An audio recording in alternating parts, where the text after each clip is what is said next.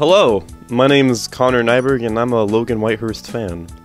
Hi, my name's Owen Otto. I was a really good friend of Logan Whitehurst, and I was in a band with him for 4-ish years called Little Tin Frog. And today we're going to talk in the microphone about Logan's discography, starting with his very first release, Outsmartin The Popos in 1997. Oh yeah. Now, Owen, what was it like in the humble year of 1997? So, let's see. In 1997, Logan and I were in the band Little Tin Frog. I think we'd been together for something like 2 years. That same year, I know that our first CD came out with that band. That's called The Pain and Pleasure Machine. I don't remember if it was before or after Outsmartin The Popos, but it's the same year. Logan and I were roommates. And so we were living in this apartment in like a townhome in Rohnert Park, which is in Northern California in Sonoma County. It's kind of a really boring suburb. And it was like a very kind of generic townhome we had 2 other roommates, but a guy named Joe Ferraro, his parents owned the place. And Logan was going to Sonoma State University, which is in the same town. And he was an art major. He kind of focused on printmaking was his focus. So in our house, there'd be kind of a lot of art projects going on all the time. Like I remember once they had to make something small. They had to make a really big version of it. So there was kind of like a giant insect. Maybe it was a fly or something, like sculpture, like hanging in the corner. And we had this thing where we would sort of write down weird, funny statements, of which I can remember basically none now, on little pieces of paper and just kind of attach them to the wall. And it's like pretty soon, like the walls all over the apartment were filled with these little weird statements and drawings and things like that. So it was kind of like a kind of, you know, we're in our 20s. I guess Logan was maybe he was 19 or something like that. We had this kind of really creative household in this kind of very bland suburb. That's very interesting. I like that. Yeah. So I think my big question is, so how did this tape go from something Logan made in this apartment into something that got into the hands of others? Because I know he borrowed, I don't think he even had a 4-track at this time, right? According to from what I found out, he borrowed it from Christine, and that's where he did all the recording, or most of the recording for this album. So how did it get into the hands of others? So I'm not sure it really did get into the hands of very many people. I think Logan just kind of handmade copies, and maybe he gave away a few and he sold some. I don't remember when he started playing shows, but maybe he might have played like a show or 2 shows around this time. But it really wasn't a very serious endeavor at all. Like we were very much focused on our band, and this thing was just kind of a thing he was doing on the side. I'll mention also that people, just to set the context, like recording at this time was really hard. Not everybody had a computer. It was kind of like a big deal if you had a computer. You know, the internet had been around for a long time, of course, but it was kind of really exciting at that time and really new, and you were kind of learning HTML and trying to make a website. You couldn't really record on your computer. I mean, sure, you probably could, but none of the people we knew had equipment to do that. And so like even getting access to a 4-track with like a cassette in it was pretty hard. It was hard to have the money to buy that. And so I think even in Little Tin Frog, the first recordings we did, we had to borrow somebody else's 4-track. And then maybe Christine finally bought one and Logan borrowed it. And recording on these things is insanely difficult. It every one I ever did on my own just came out, it just sounded like complete crap. So to just make something, because a little bit of it is like it's so technically difficult to kind of punch in that you basically have to like do a flawless take. So you have to kind of be able to nail it every time, and then you only have 4 tracks and they're all muddy and blurring together, and it's on a cassette, so the sound quality is crap. And then when you bounce it down onto another cassette, it gets even worse. So I think it's just for context when you're listening to this album, it's important to know that to make something that even sounds like music is not easy. That's kind of funny. Yeah. But yeah, by far, this is most definitely his. You can tell he's not taking this seriously at all. It's very experimental, all over the place. his least, I guess, stable work. Let's see, here's a quote from an article of Logan. He said he didn't know how to use a 4-track, and he didn't know how to play any instruments. He couldn't work out any ideas well, and so he just wanted to play with sounds. He'd sit and try to harmonize with himself or start a drum machine, and that lack of skill translated to great appeal. It sounded like I was either trying really hard to make it sound bad, or I was just having fun. People really responded to it. I still have people who remember my very first tape, which I can't listen to, by the way, but everyone loved it. Was just a goofing around. So, I think, I don't know, I feel like a lot of releases from the 90s have this kind of appeal, especially like bands like Ween and other lo-fi bands. The reason why they appealed to so many people was because they were just having fun, and you could hear it in their music.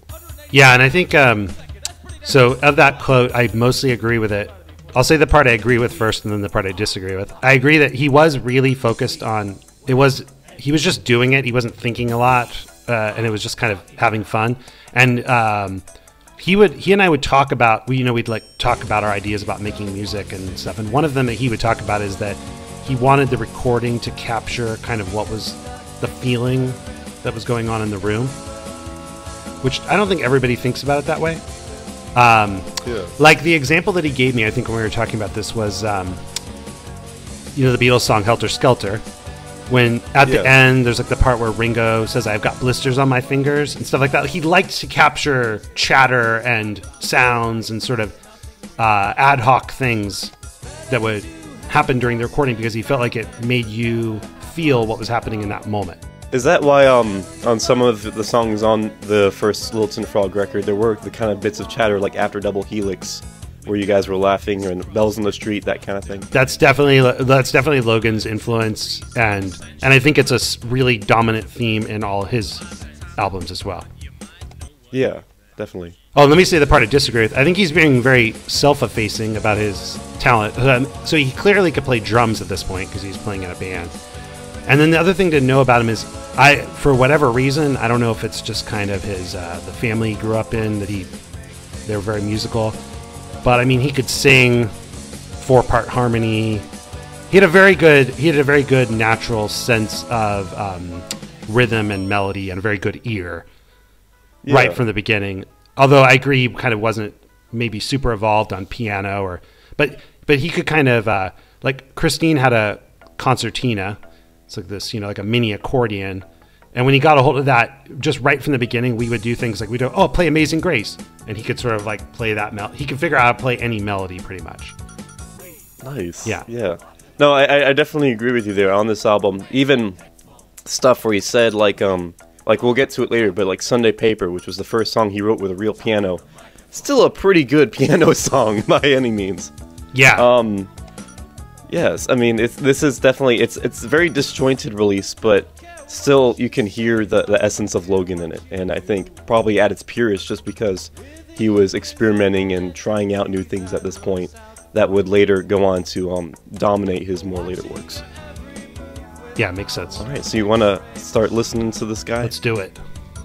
All right, so the first song is called Outsmartin The Popos. Oh, and a little fun fact about this album. So I did, out of curiosity, so the cover is an article with the headline, "Stomach Disorders Threaten His Life, Says New York Patrolman." And I actually traced that back to a New York newspaper from the early 30s. But the same article would appear again and again and again. And I finally found another article that was just like it, and it was advertising a pharmacy. So I think this whole article was just a ruse in order to get people to buy from this specific pharmacy. Ah, okay. So, unfortunately, this patrolman, if he ever existed, was never threatened by stomach disorders. So, yes, that was a lie. How did he even find that article? That's what I want to know. I have no idea. But it's fairly appropriate for this first track.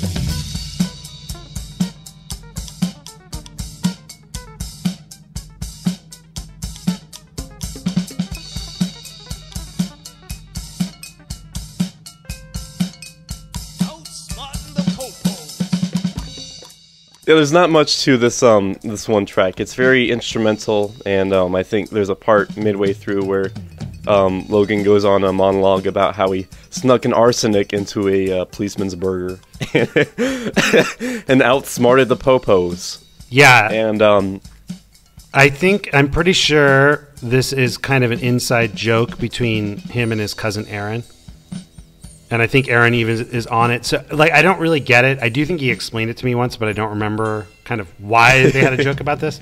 But, I mean, I probably wouldn't really ever put this song on. Like, it's not really a song that I super enjoy, but I think it... I don't think you can even call it a song. I call it like a jam kind of thing. It's just all over the place kind of thing. Yeah. But when I think about kind of the sort of trend that it's setting in Logan music, I feel like he made a lot of things that were just kind of for friends and family. He's just really thinking a lot about friends and family. Like, there's a lot of the songs that are just like named for a family member or about a joke with this one person.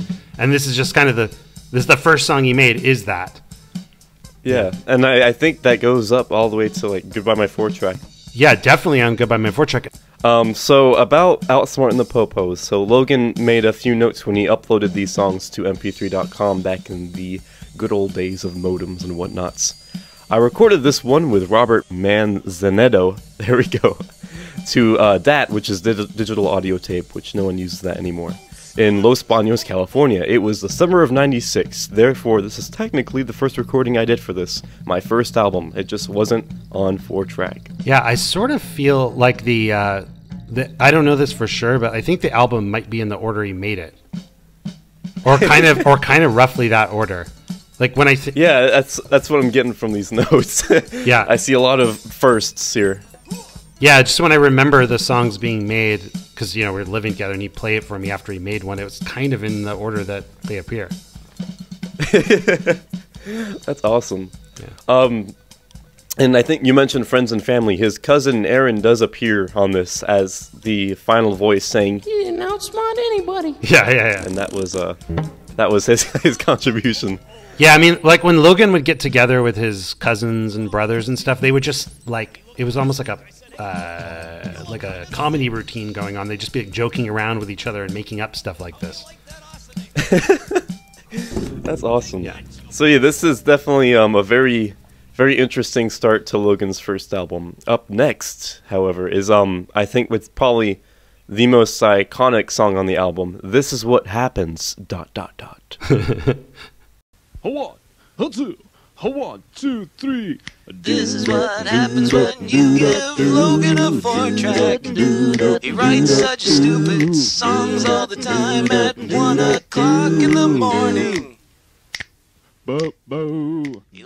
To me, what stands out about this one is that just right from the beginning, he could do these 4-part harmonies and things. I mean, even like it's pretty obvious with the lyrics that he's really not trying very hard, but he's doing something musically that it's not like it's super inventive in terms of the melody or anything, but just technically to record harmonies like that and nail it. Yeah, off the spot. It's pretty advanced. Off the cuff. Yeah.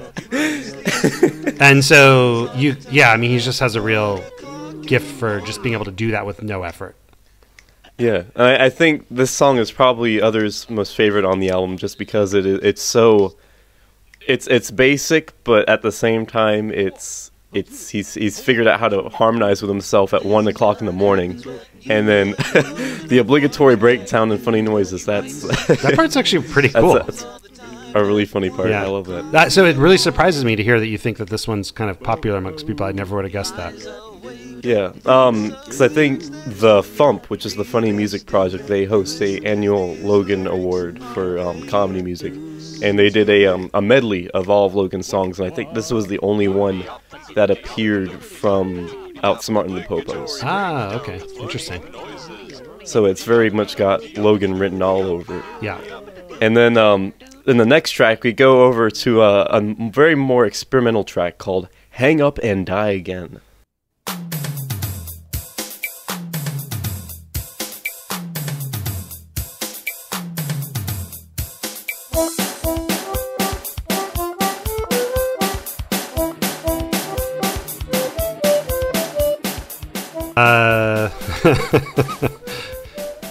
Maybe not the best song, but kind of fun. According to Logan, this was his first 4-track recording. Oh, really? Aside from stuff he did when he was like 13, which I think, like We Want to Rule the World, which appears on I Would Be a Biggest Octopus, was one of those recordings. And he says it's pretty innovative, if not good. And it's basically just Logan over a drum machine playing his concertina, then asking an operator on the phone for help because he can't connect to 911. Help me, please. I think one thing about it that's kind of interesting is I think you'll hear through the albums he has kind of an obsession with telephones. And this is kind of the first one of those that comes up. Yeah, exactly. Yeah, you're right. He has a very interesting obsession with telephones and putting their sounds and their themes into music. Yeah. And at the very end of this song is just a high-pitched song in reverse. And I actually took the time to put it in Audacity, reverse it, slow it down, and the song is God of Thunder by Kiss. Ah. So for anyone who wanted to know, it's a Kiss song at the very end of that song. Okay, well, we can talk about that more when we come to one of the later tracks. Oh, yeah, I have a feeling. The next track is Sunday Paper, which I feel on this album is probably the most, I guess, foretelling of Logan's future music styles. I'm gonna kill my neighbor, 'cause he stole my Sunday paper. I'm gonna kill my neighbor, 'cause he stole my Sunday paper. The same thing happens every week. I get so mad I can hardly speak. I want my daily horoscope. I'm gonna kill my neighbor, and then I'm gonna burn his house down to the ground. It's funny, I don't know. So one thing that you got to figure he's influenced by is sort of radio dramas or radio comedies. I don't know exactly what it is. Yeah, like those kind of old radio serials we're talking about. Yeah. The only thing I can think of that I can name check that's kind of in this category that I think he was influenced by is Monty Python. I guess it's not a radio thing, but somehow the kind of storytelling, and maybe not so much in this song, that this one's a little more linear. It's just like an actual story, but I don't know where he got that radio kind of thing from. Yeah, no, that is very interesting. I didn't know that. But it's funny how he said this is the first song he wrote with a real piano, and yet instantly it sounds like that's something I noticed when I was listening back to his discography. As soon as he plays a piano, you know it's Logan. It's interesting. He's got a different sound on the piano. Very show-tuney, very old, like I'd say pre-Broadway kind of stuff. Like just I don't know what to call that kind of I don't know what to call that kind of music either, but maybe it's. But you know what I'm talking about? Yeah, I think it's coming from the same thread as like that Paul McCartney pulls from a lot, like When I'm 64 or something like that. Yeah. Or exactly. Honey Pie or these kinds of things. Yeah. And it's very consistent. That's what caught me off guard. Every time he played the piano, you kind of had an idea of where he was going because it follows that same kind of pattern, which isn't bad at all. It's quite nice. It's quite a trademark. Yeah. On this one, I wonder if he kind of cheated a little bit, and which is totally ideal to cheat. But it kind of sounds like maybe the two hands might have been played separately or something. Yeah, he likes overdubbing on the piano, but as he goes on, I think he does that less and less. Yeah, I mean, one thing that kind of struck me about him getting better on instruments is I just don't remember him ever practicing. Like on guitar, I sit down, I'm like, oh, I'm going to practice my minor pentatonic scales and different keys. I'm going to practice switching chords. Like, he never did any of that. He just played. And so it's weird how you can see him actually getting better without kind of ever trying. Yeah, just playing and getting better. Yeah. Yeah, no, definitely for a first song you write on a real piano, Sunday Paper is pretty good. I like it. It's one of my favorites on the album. Yeah, I mean, it's a tightly constructed song and has a good story and everything. Yeah. Now, up next is probably the most recurring of all of Logan's themes. Farkle! Yes, friends, if there's one thing that everyone can agree on, it's Farkle. And if there are two things that everyone can agree on, they're both Farkle. No more tightening rusty bolts by hand, no more annoying wires. Say goodbye to costly bleaches and tooth whiteners. Farkle! Facial blemishes can be a thing of the past. Warts, out of here! No more straining your back to put on that extra coat of wax. Just say, I love my Farkle, and win an extra large t-shirt. With Farkle, you're covered for those additional damages. Kids love it, dogs can't tell the difference, and just look at that tomato. I don't know, to me this is just by far the best one on the album. And maybe for you, like, it gets sort of absorbed in the other Farkles, but for me, this was the first thing he ever did that I thought, okay, that's really amazing. Just, I mean, just to construct that collage of all those sounds is really amazing, and it's so bizarre and out of the blue, and has so many, and it keeps changing to something completely different.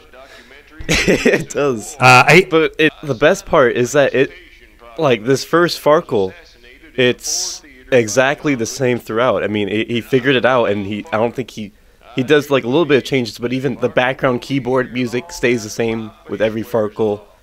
He figured out John the Leprechaun on this one. He figured out the whole formula just with this one, and he kept going with it. I love it. Yeah, the two kind of interesting things about this that come to mind is, one, I think this might be, it's possibly the first song that I'm pretty sure he used the computer on as well. So nice. He started getting into this. It's kind of primitive what you could do, but I think the app is called Sound Edit Pro. So he had a Mac, and it's not like you could sit there and record a whole song in it, but you could bring in things and reverse them or speed them up. And I think a lot of these manipulations of the sound were kind of done in the computer and then recorded onto the 4-track. Yeah, so kind of like a primitive Audacity. Basically, yeah. Then the other thing is just that a part that was really funny to me was the Abraham Lincoln part. Because this was kind of an inside joke that we had, and I don't totally remember what the joke was. But it was something like we were standing in the kitchen, and I was talking about how to be famous, you need to have like a catchphrase. And I was like Abraham Lincoln. He has 407 years ago. You need one of those, Logan. And so we always started making up different people's catchphrases based on that one. And then he put that in the song.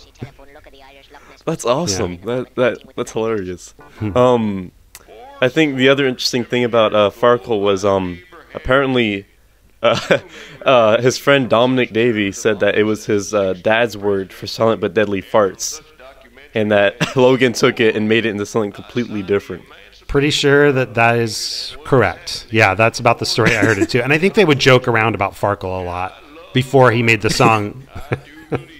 Yeah. In general, we kind of used to have a lot of jokes that were words that sounded kind of offensive but weren't offensive. Like one we used to say like squim.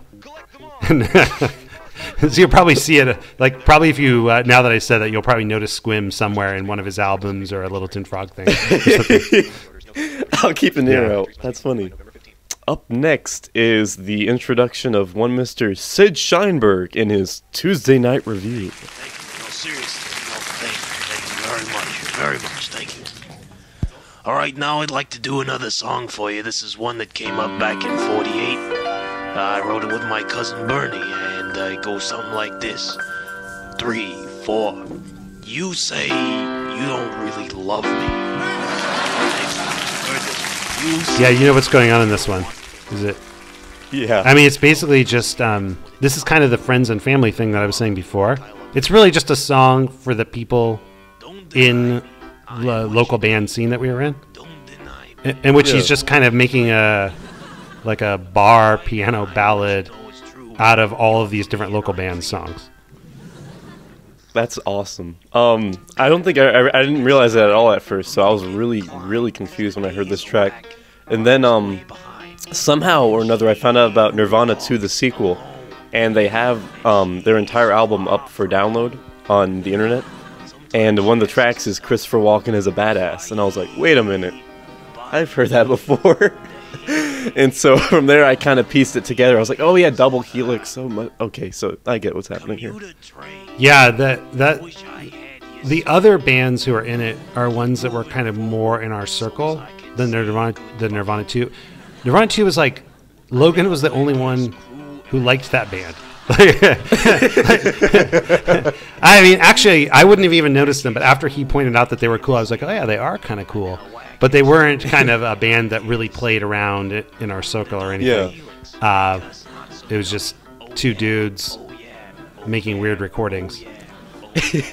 Sounding a lot actually like this album, from what I've heard. It sounds very experimental, very kind of just fooling around with drum machines and stuff. That's what reminded me of. Yeah.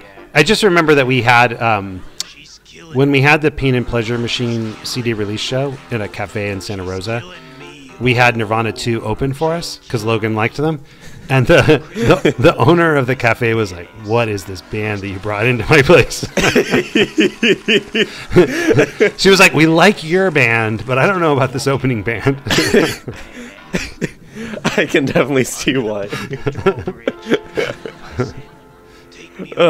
But this also introduces Mr. Sid Sheinberg, which I believe appears on 2 other of Logan's songs.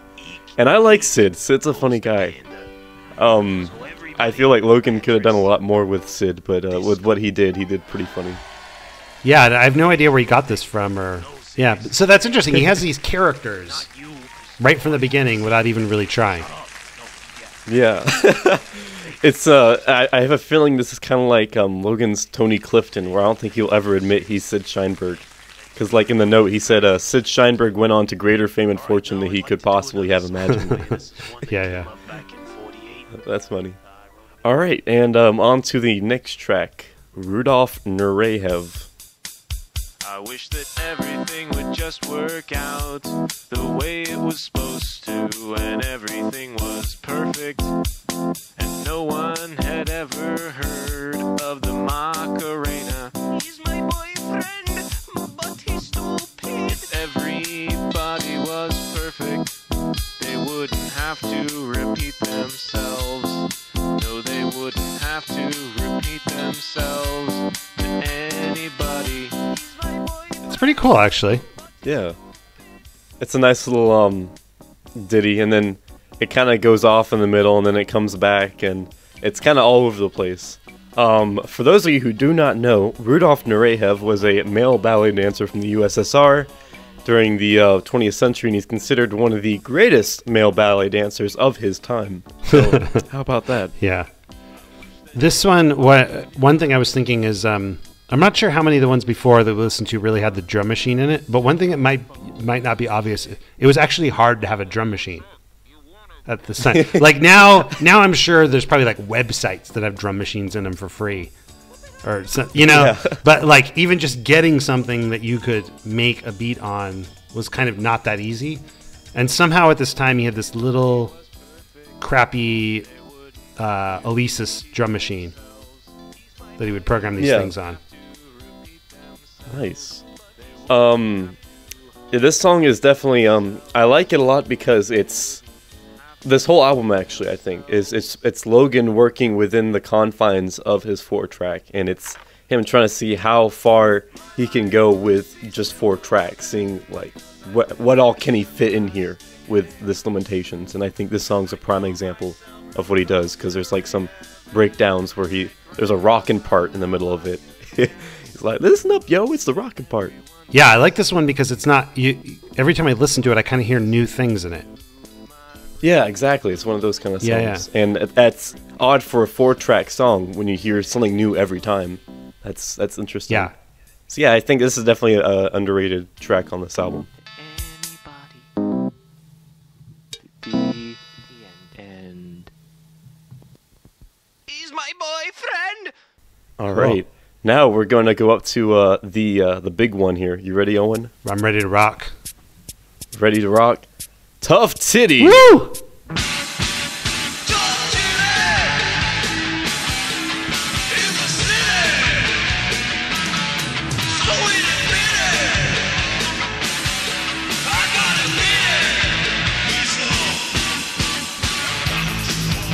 Yeah, I mean, it's pretty much not good at all, but I think that's kind of the point, isn't it? yeah. The backstory on this, and I think maybe the previous Kiss reference was, so like Logan and I are not Kiss fans pretty much at all. But around this time, we got convinced by this dude, Glenn Rubenstein, who was in a band called Headboard, and he was like the booker at the Phoenix Theater. He would organize shows. Kind of like, I think he sort of fancied himself like a music Svengali businessman type. And so he would somehow like talk us into doing things. He was really good at talking us into doing things. And they would do the Rocky Horror Picture Show occasionally on, like, let's say a Saturday at the Phoenix Theater. And so Glenn would try to have bands open for the Rocky Horror Picture Show. I think partly thinking that you'd get people to see the bands. It's hard to get people into local bands, right? So he thought maybe a lot of people would come to Rocky Horror Picture Show, so he'd have the band play first. And this one time, he somehow talked us into being in a Kiss cover band, like Logan and I.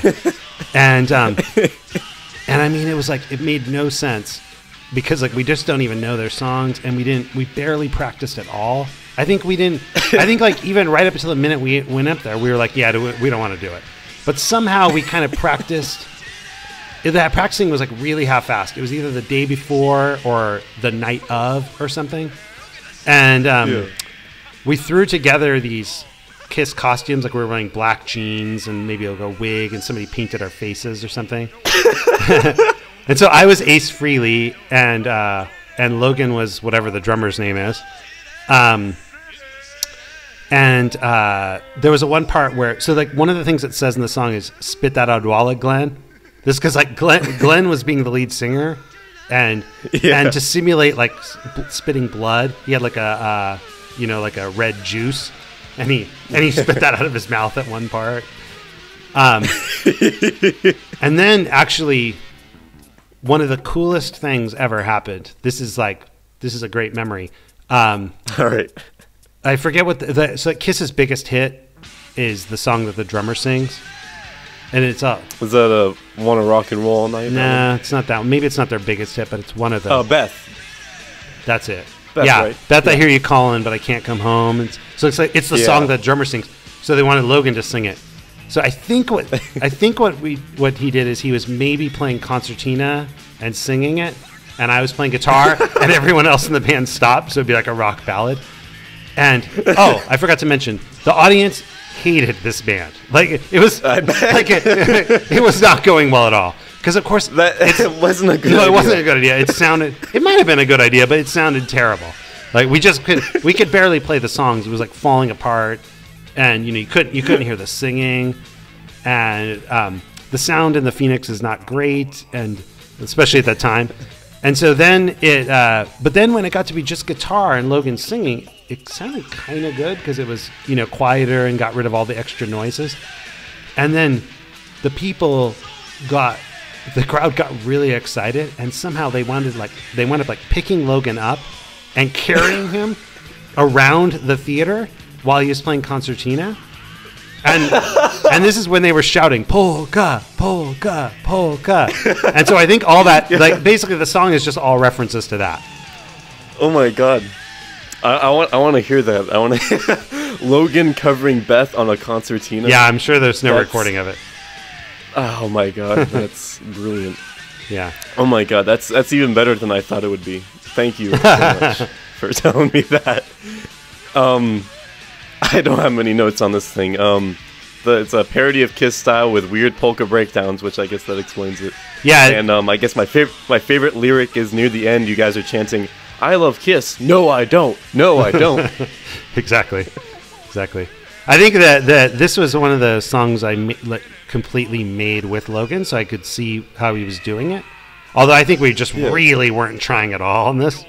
This was like no thought whatsoever, just sitting down there and just doing it all in, an hour or 2 hours or something.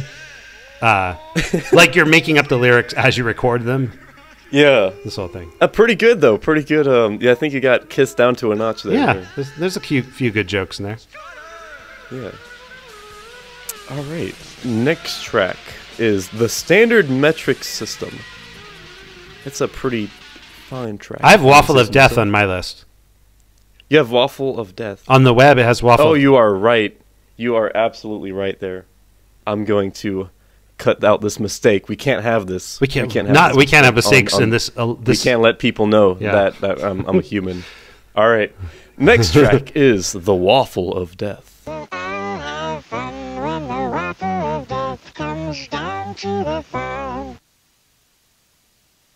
We all go to our respective afterlives.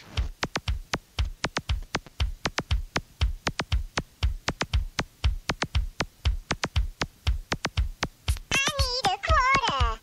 I got to make a telephone call. I can't believe it. The deadly waffle knows exactly where I am. I just can't. I don't know, man. I think this one's a classic.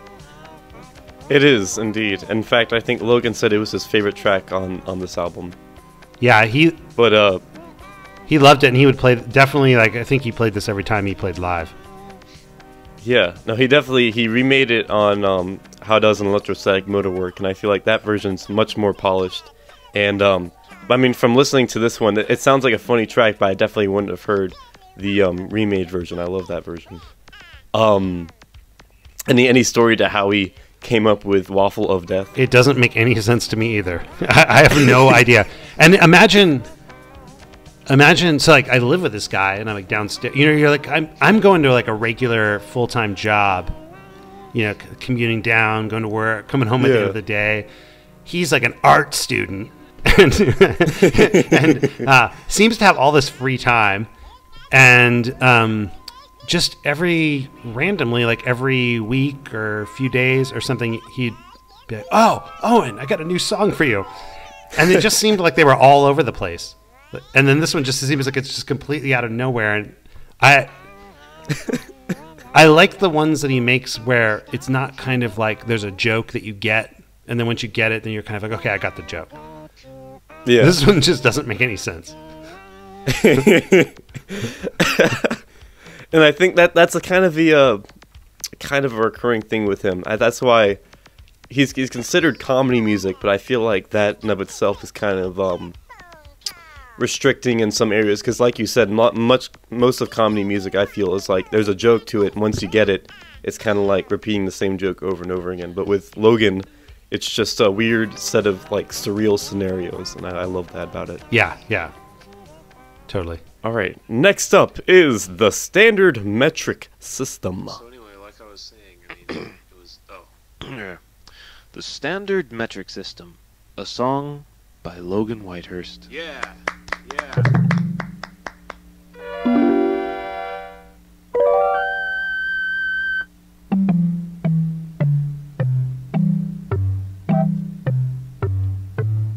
The standard metric system measures distances and weights. For mass and volume, length and height, it's used to calculate. Compared to standard US measures, one can plainly see the metric system's blunt efficiency. Yard versus meter, quart versus liter, the pound squares off against the kilogram. You see, a decimal equation defines the US nation as fools afraid to change their terminology. The world has the kilometer and we have got our mile. The time has come to face the facts and face them with a smile. So if those foreign weirdos try to ask us to conform, we'll blow their stupid countries all to hell.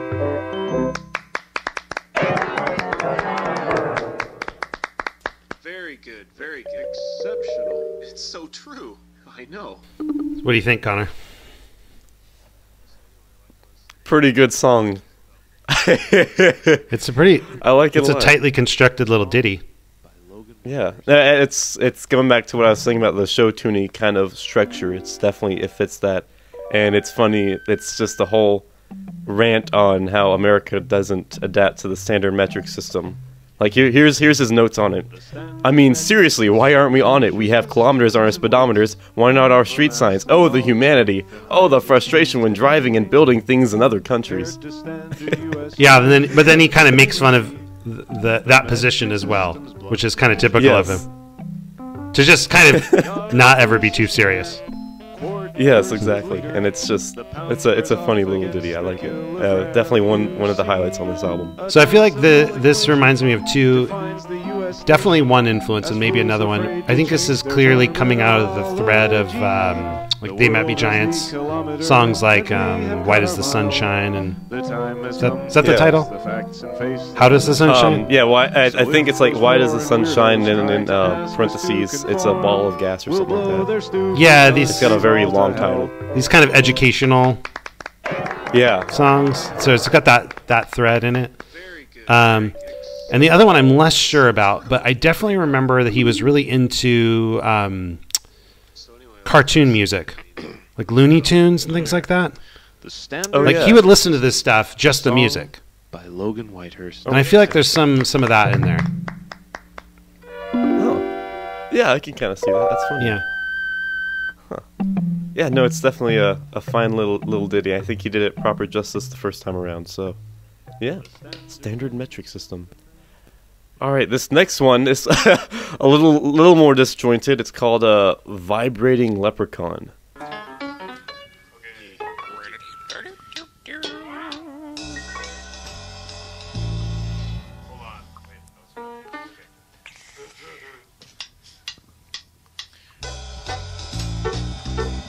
Tranquility runs the outer world and reaches up my mind, touching the mirror of eternity and seeing the... Well, that was interesting. Any backstory on this one? All I know is that he and this was done with our roommate Joe Ferraro, and so out of one speaker is Joe talking, out of the other speaker is Logan talking. Okay. And I don't know, it just sounds like Logan made up the music and then they just thought, hey, let's talk over it. But I don't really know why it's called that or what's going on. I've listened to it, but I've never successfully made it through the whole song and actually paid attention. It's a challenge. It is very, very much one of the more experimental tracks on this album. It reminded me kind of like The Gift by Velvet Underground. You know, there's like music in one speaker and speaking through the other one, except it's the music's in the center and then there's two vocals on each side here. Yeah. That's just the first thing that came to mind here. Very, very loose. Yeah, I don't have much to say about this one. At the same time, kind of showing some progress in recording, I think, to be able to do these more jazzy sounds and so yeah. I like the jazzy side of Logan. All right, now we got some Avocado Madness coming our way.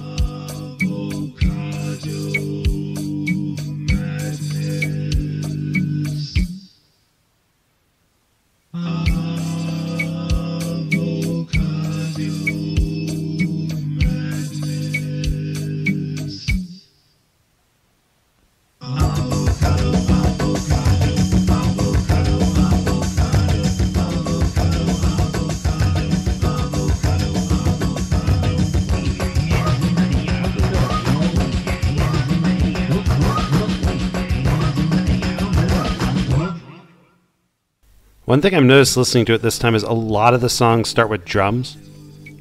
It's kind of like you're right. It's kind of like I'm a drummer and I'm just sort of learning how to arrange. So, but they're all drum machines usually, which is the funny part. Yeah. So, but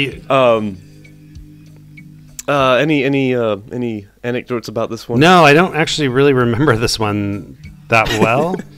I think it's experimental not really something I would listen to there very often, but it does have a lot of interesting sounds in it. So you can hear him kind of experimenting more with different effects and things, and those are kind of cool. Yeah, I definitely agree. This one reminds me the most of like Ween and like the Pod or Pure Guava, something off one of those, because they depend a lot on those kind of drum machines and those effects, those kind of pedals and stuff. Oh yeah, so I feel like this one is, I guess, the most lo-fi ish of all these, so that's why I find I like in it. It's also just like Ween. It's coming from a really weird place. Yeah, exactly. Whatever it's Logan's about. mind. Yeah. By the way, I don't even know. I don't really remember Logan ever listening to Ween or talking about. I don't even know if he knew them. Maybe he did, but no, it wouldn't surprise me. But I think this whole thing it sounds like Ween because he was in the same mindset as they were, just kind of having fun making these songs, kind of thing. Yeah, and maybe of the time with the equipment that they had and that kind of thing. Yeah. All right, next is when you give Owen a guitar. What happens when you give Owen a guitar? Let's find Amazing things happen. A whole lot of shredding. This is what happens when you give Owen a guitar and 4 chords that Logan thought of on his bedroom floor at 1:15 in the morning. Yeah, that was cool. This is what happens. And at the end, he finds a creature and then kills it. That's a. Yeah, he's always like somehow making there be a story in it. Yeah, It's kind of interesting. Yeah. Was this one recorded like right after This Is What Happens? Because like he says it's like 1:15 in the morning and he gave you 4 chords. This is like I can hear it, like he records the 4-track harmonies like at 1 in the morning and it's 1:15 and he's like, hey Owen, here's some chords, play this. No, definitely not. It was in the same time period, but not like literally right afterwards. Like maybe a week later or 2 weeks later or something. And we were all kind of just sitting around in the living room. I don't remember who else was. It might have just been me and him, and just kind of, I don't know, maybe playing guitar and like goofing around. And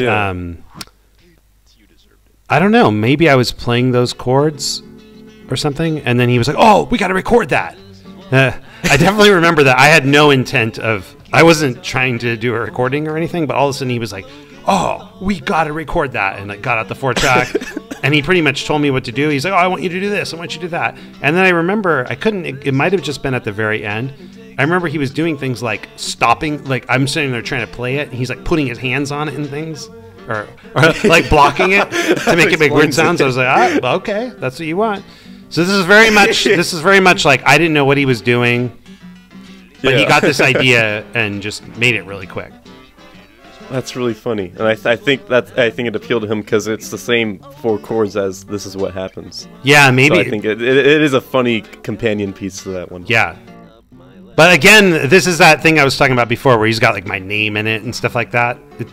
It's kind of very much, and you know, like the thing that he would get really excited about was he'd be, "Oh, I got a new song. Let's go out to my car and listen to it," things like that. So it's like all about like making a song in order to play it for your friend. Yeah, I feel like that's definitely the case with this one. It sounds like he was just trying to make it for friends and family, and then somehow it ended up in the hands of other people all of a sudden. Totally. So he didn't even think of like making things and what other people was like, okay, what would sound good here? He was thinking more like, okay, what would be funny for Owen to hear here? Exactly. So he was more like, he was trying to get a laugh from you more than he was trying to impress you. That's pretty much what I think, yeah. That's funny. Yeah. All right, and then we're at the final track here, a brief reprise, or reprise.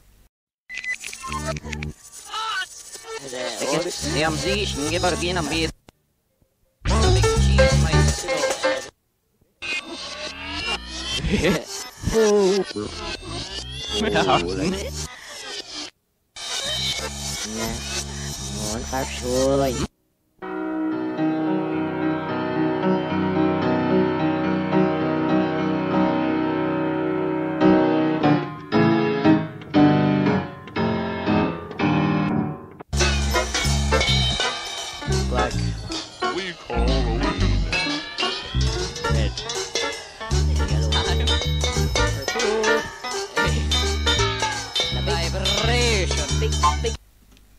just drops you?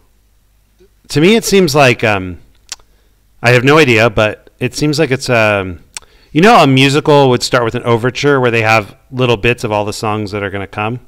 Yeah. This is like an end thing that sounds like kind of a sound collage of different pieces from the songs in the album along the way. Some of them turned backwards and who knows what else. Yeah.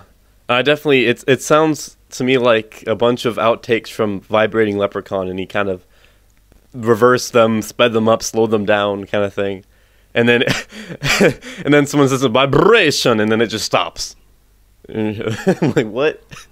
Is that it? And yeah, that's it. Especially since the MP3 of this thing has like 30 seconds left on it, so I'm waiting. Like, there's gotta be something else. It's gotta be something else. And then nope, it just ends. Yeah, it's a fitting end for an album that is mostly kind of sonic experimentation and. Yes, very much so. I think this is the most experimental. A big bang. It ends with a big bang. Totally. Yeah. So that was Outsmartin The Popos. So I guess overall, it's not an album that I would put on very often. But when I listen to it, it's super interesting, as you could see all the seeds of the things that Logan did later. Yeah, exactly. Yeah.